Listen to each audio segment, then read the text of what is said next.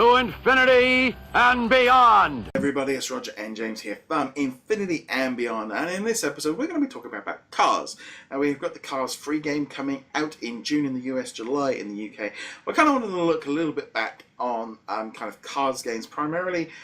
Kind of my first introduction to Cars games was the Cars Infinity playset, which was a playset which was the last one I got. It was the one from the first game that I wasn't that too... I mean, I like Cars, the movie, wasn't too... But it actually very quickly became my favourite playset from 1.0. But James, I know you kind of got the exact opposite view on that one. Yeah, it's absolutely my least favorite playset from the original just because of how repetitive it was. And then also, I'm not attached to the Cars franchise in any way, shape, or form. It's actually the... Up until Good Dinosaur came out, actually, it was the only Pixar franchise that was kind of like, whatever. I never bothered to get the DVD for it. I never really followed the series. I did watch both of them, and I will watch Cars 3, this year, but it's not a franchise for me. That said, I mean, it was a perfectly good playset, and my introduction was actually the Cars 2 video game, which was just a pure racing game. Yeah, I literally have downloaded it over the weekend because it became backwards compatible on the Xbox One. So I did it, and it was they had a backwards compatible sale, so I think I picked it up for like £2 or something like that. But there's actually, like, looking here at the history, there's actually quite a lot of games, and I need to pick some of these up because you've got Cars 1. So just here, looking at like some of the spin-off sort of games, there's been quite a few over the years. So we've had Cars, which was originally out in 2006. That was pretty much multi-platform. That went everywhere. Then we had Cars Radiator Springs Adventure on Windows. We had Cars Mated National, Cars Racerama. We had an online game. We had Cartoons Matatoes, Cars 2, which we just talked about. It was also in Kinetic Rush.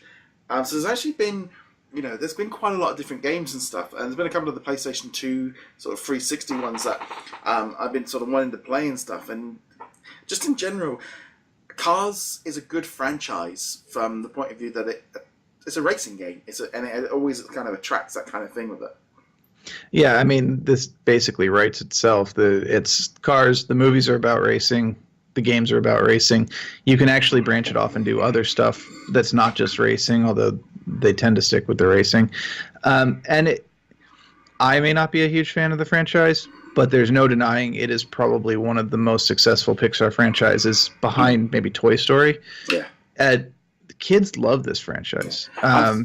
I mean, I'm surprised Cars Mated National and Cars Racerama haven't already appeared as backwards compatible. Maybe they are like, we don't want too many Cars games out because it'll take away from Cars Driven to Win. But, just as a whole, there's a lot of stuff out there. There is. More than I was aware of, because I was only aware of Cars 2, and the Cars Disney Infinity playset. Yeah. I'm assuming at some point there'll also be a mobile game for your phone. There's actually quite a few ones. There's I know there's like a... yes, shows what I know. Yeah, there's like a one that you kind of have to pay for... just having a look here at it, but there is a couple of different mobile games as well, which I think and also then you go in the plane side of things as well. There's a planes game and fire and rescue and stuff like this. It's just like I said, it's to me I'm looking forward to playing Cars Cars 3 because you're taking all the fun from Disney Infinity and you're just applying the characters and stuff, and it's that kind of weird thing of like, I really like the racing from Disney Infinity, so bringing that over to Cars 3 is something I am looking forward to. Yeah, I mean, Cars 3 is going to be one of the first Disney games that we've gotten since the Infinity, if not the first proper Disney game that wasn't a re-release since Disney Infinity's cancellation, so this is their chance to kind of build on that and show that they know how to make games again. Sure, it probably would have just originally been a Disney Infinity playset, but that's not the point. I mean, it should be a good game. I'll say this, it's very hard to screw up a racing game. Not that we haven't seen people screw up racing games, but the only concern I have is, of course, Mario Kart just came out on the Switch, and Mario Kart is the king of casual racing games. Yeah. But I think it's releasing far enough away from Mario Kart that they should be doing okay.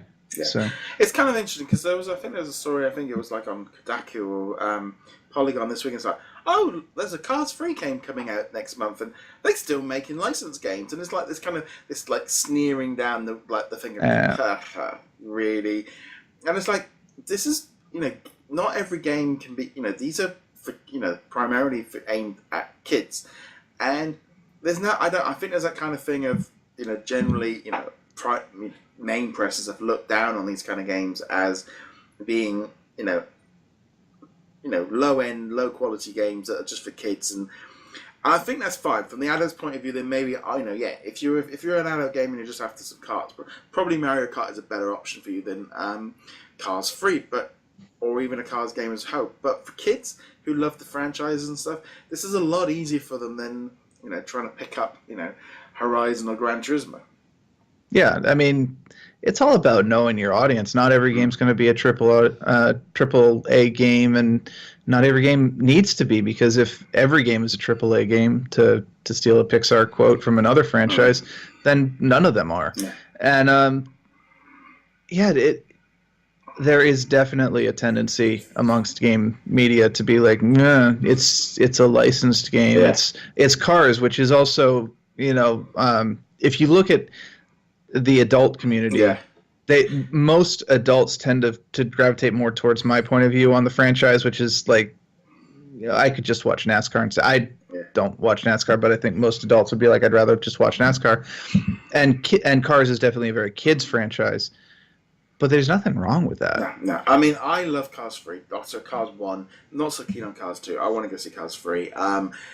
It's that thing as well. They're good characters, solid stuff, good racing games for kids to jump in and out of, and it's just great. It was the kind of thing as well. If I was looking through the Cars history like yesterday and going, and like you said, I didn't realize there was as many games as there was, because I think as an adult, when these games, 2006 when the first game came out, there's so many other games coming on. It wasn't really till Disney Infinity, which I think because I love playing that playset so much, and I love Toy Box Speedway, and I'll be honest, I use my Lightning McQueen toy all the time for that one. I always used him in Toy Box Speedway because it was like the only thing in 3.0 that he kind of excelled at. Or 2.0 for that matter. Yeah. Yeah, I will say the Toy Box Speedway was great. I wish that there were a lot of things that I wish they had done differently with the Speedway, but overall I thought it was a great expansion. And that is one of the other disappointing things about Disney Infinity's cancellation, is now it would have come around full circle, and the Cars 3 playset we'd have gotten new versions of the Cars characters, but to be able to take those Cars characters that we'd gotten from Infinity 1.0 and use them again would have been nice, because it'd feel like you're getting a return on your investment. And unlike every other character in those games, those Cars characters really only had limited amount of usability. Kapow! Hi there, no. Mater. Hi, Mater. Hi there. Hi, Francisco. Hi, Francisco. Getting flashbacks right now. Every time you passed him, it was that kind of thing of like, hey, Francisco. Hi, Holly. I'm getting flashbacks. I don't need to remember this playset. It was good. I really enjoyed it. It was one of my top. I played it more probably than in the other playsets. I loved. Every time I had a racing toy box that come in every week on the top 5, out would come Lightning McQueen. He just was just a character that I used. He was probably one of my most used 1.0 characters, especially because he carried on into 2 and 3. Because every time I had a racing, I wanted to use him, because it was that kind of weird thing. I was like, I like that. I mean, Holly I never even used. I think I made a video on her and I never used her ever again. But. Him and Maida were good. Francisco was the same, never bothered. But, I think that's probably why I'm going into Cars 3 Driven to Win more excited, because I really like that from Infinity, and I think I'm looking for just a little bit of a bit of fun and a little bit of enjoyment from that kind of thing. And it might be literally a game I pick up, play through the main story, play through the racing, and I'll be fine with that. That's a nice just experience. See, for me, whenever a racing toy box would come in, I'd be like, oh yeah, I'm using the Darkwing Duck vehicle, and like you're gonna get the Darkwing music going, and I used that as a chance to pull out the power discs. Yeah. And I'd be like, all right, I've got the Darkwing here, or the Spider Cycles, Amazing Spider-Man Spider Cycles coming out, or the Buggy, or the Shield car, or whatever. So for me, I was like, yeah, I'm using these as an excuse to pull out the vehicle power discs, which, say what you will about the random blind bags and whatnot. When you actually had some power discs, they were a lot of fun. Yeah, I mean, but I can see that too. The cars are literally built for racing. Yeah, it makes sense to use them in the racing toy boxes. And also they were useless in the other toy boxes. You couldn't use them. Yeah, but generally, I think this is that thing as well. I think in some way, Cars 3 will benefit from not being linked into the Infinity, and because we're going to get a longer game than we would have got with a playset. Absolutely. It's going to be 2, 3, 4 times the length of a playset, because that was a bit of a crutch sometimes to be able to get away with putting out a bit less. And this is going to be the first big franchise. And also, they've got something to prove. This company, they need this to be a good success for them to kind of, this is their first big release since being sort of sold by Disney. So it's based on the Disney Infinity engine, Cars 3, Driven to Win. I'm in a situation that's out about a month later here in the UK, so I'm probably going to pick up the game digitally from PlayStation for the PlayStation 4, but I'm going to buy the physical Switch version because it's only going to be in the UK and Argos, but I'm probably going to pick up the Switch version because I think it's just going to be a good game to be able to pop in and out a lot easier. It's that kind of game. It's not going to be pushing the boundaries on it, but I think because it's going to be like a month release, I'm going to end up like double dipping on this one. Yeah, I mean, I'm probably not going to pick it up simply because if I want to do some casual racing action, I'll just pop in Mario Kart. That said, if they release like a demo for this on any of the systems, PlayStation, Xbox, Switch, PC, whatever, I will definitely download the demo and give it a try, and I will give them a chance to prove to me that I should buy the game. I think for me, it's almost like I'm kind of coming down to a line of two ways. I'm buying it from the US store early because of the website and doing videos and stuff, and unfortunately, it's out a month later because the movie's out a little bit later here. So that's why in some ways I've kind of got this like weird thing of, if it was all out on the same day as the US, I probably would have just picked up the Switch version and that would have been it. But generally, Cars 3, Driven to Win I'm looking forward to this one. It's going to be a nice little summer break, and I think it's going to be a good little fun game, and it kind of also I think it's going to give me an excuse to go back and maybe have a quick look at some of these other Cars games, maybe for a little bit of some retro Let's Plays, but it should be good. Anything else you want to add on the Cars series? No, maybe since I'm getting rid of my 360 here in the near future, maybe I'll pop on that Cars playset just for one last play, because you can't play Disney Infinity 1.0 games on the PlayStation 4 or Xbox One. No. I could get the PC version, but yeah, not going to. I picked up the Wii version disc, and it's awful. So I ended up rebuying Disney Infinity on the PS3 that's still sort of stuck underneath the desk.